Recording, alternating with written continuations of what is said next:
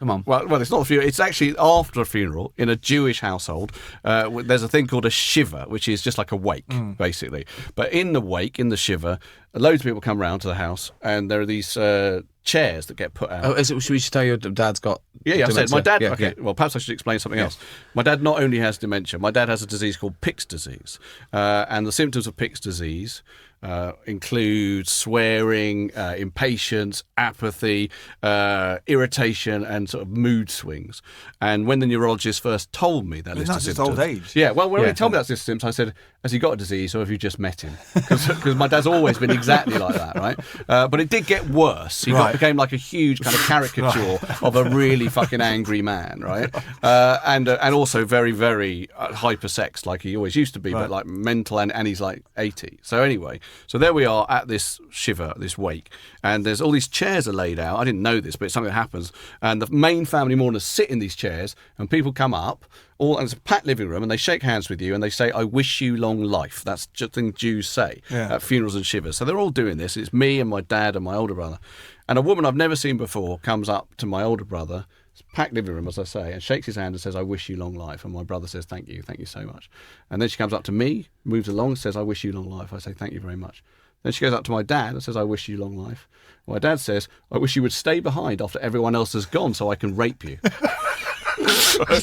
And what I always think about that is, I think that is funny. The key thing about it is I think it's funny not because it's about rape. That's the key thing. No, because of the sheer extremity of the moment. No, but someone's saying that when he's supposed to be with his wife. He wishes, right? He wishes she stayed behind. Not, "I wish you stay behind so we could have consensual sex." No. I wish you'd stay behind because I could. I mean, it's. Well, but he must have been. I know he has no inhibitions and he's got.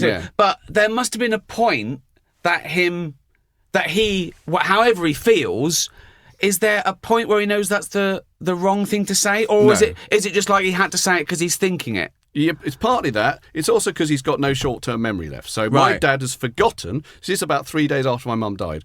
My dad has forgotten in that moment why he's there. That he's at a wake, that his wife has died, or anything. All he's thinking is, "Oh, there's quite an attractive woman. She was about 40. He's about 80, shaking my hand and being nice to me. So I want to have sex with her." And he doesn't have any inhibitions about saying that anymore. Sure. Obviously, the use of the rape word makes it a bit more extreme. But I also think my dad comes from a time when that word wasn't quite as, intense as it is now. Do you know what I mean? I think in a PC sense, but I think it was always a bad thing to do. It's a bad thing to do. I'm not suggesting it wasn't a bad thing to do. Oh, no, I don't normally have to explain this quite so much. What I basically think is that moment is terrible, but also brilliant, because all the little niceties that we surround death with just get stripped away by my dad's punk dementia. It's also funny because he's innocent. Just like the guy who taught the pug to do the Hitler salute. It's funny. That was something we talked about in the last show. Is it a bloke who taught a pug to do a Hitler salute, right? And he's got in trouble. He's been taken to court, right? Not the pug. Because the reason it's funny is that pug doesn't know what he's doing. That's why it's funny. So we're putting all the why it's so terrible. There's a scene in The Office where the Brent is going like something about a hotel. Yeah, no, there's a fire alarm. I think there's been a rape up there. There's been a rape exactly. up there. Exactly. Yeah. We know that the intention was the target of that joke. There's been a rape up there. Is a narcissistic middle-aged man who wants to win a silly little game. It's interesting. I think you would have trouble putting that on now. I think if you wrote that now, you would find that. I talk about rape and rape culture and jokes about rape for about 15 minutes in my new show. And as long as you're being adult about it and you're explaining, everyone's cool. It's when it's taken out of context. It's when any line in my new show would still cause a scandal in the papers. But everyone in the room has been on that journey for an hour and a half, and then no one's offended. No one in that room is offended. I'm saying the most horrendous things, but I'm explaining them and I'm saying why, and I think it's all context. That's the same with the story I've just told, which to some extent my worry about doing it here is that I've spent a long time building up exactly who my dad is and how my dad is someone. Everyone understands your dad is suffering from an illness where he has no inhibitions at a funeral to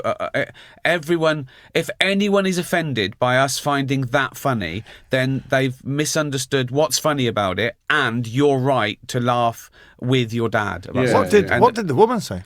Well, the woman was very upset and offended. Well, just shocked mainly. So I said, "Oh, I'm so sorry. He's got dementia and all that." But the problem is, as I'm saying that, I think, no, this is who he is. This is just who my dad is, because you're trying to say he would never do this normally, and he wouldn't have done it normally, but he might have thought it normally. That's the problem. Yeah, but she was fine. I mean, the thing is that the problem, one of the things I'm trying to do in that show is make it clear that dementia isn't just old people sitting in a wheelchair staring at the wall. My dad, I did a film for Channel 4 about it, he's got a disease which turns him into a sort of wild and whirling mental cartoon of what he always was.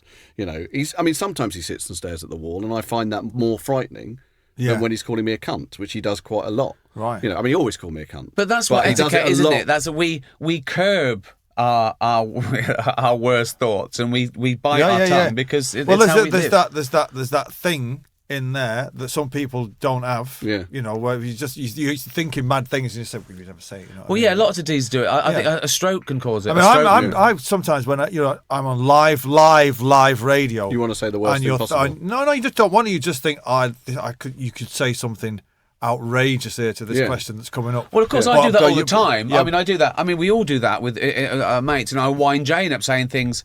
In fact, I talk about it in my show that I wind her up. She's worried about what I say in public at the Golden Globes, and I make up jokes just to wind her up. I say things I'd never say at the Golden Globes. She says, "Please don't say that."